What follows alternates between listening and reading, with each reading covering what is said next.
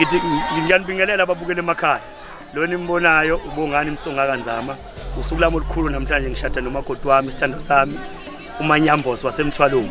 njengoba nibona nje kuyaphithiza la ekhaya sebefikile basuke eMthwalume abakhonga kade belanda udwende umthengi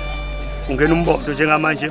emva kwalokho siye sibayeni siyohlaba inkomo njengoba nibona inkomo nazi sidla inyama siyabusa mase kuphelele lokho kuyaphunywa kiwe sigcawini lapha izoshaya khona uzosinwa khona la isisigcawu lesi emva kwalokho kubuyelwe ekhaya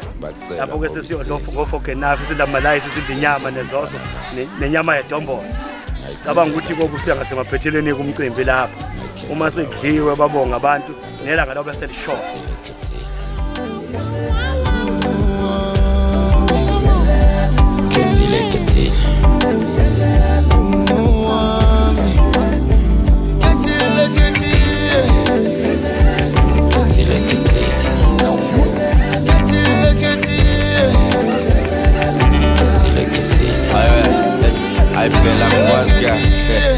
Ntombazana ndeni ngikuthanda ngize ngidlula bangakeni ngakuthanda sibekwa ngikhetha nangokiss ngakuthandaze ngicela inkosi ufike wancika wathi qi ngacika wathi mncwi zacisha ibani qi ayikanti kuyanti ngiyazibongela kahle kakhulu umcimbi uhambe kahle uma nje sethi ngasemaphethelweni zoshayile kwabiwe kwadliwa kwafikilile njengoba nibona nje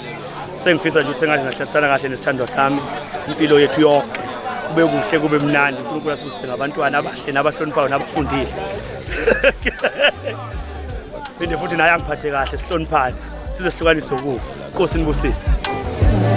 bacela nakashana bacela ngoba iseli benzela umfana na ngayicelela ke mina ngayikhethela wena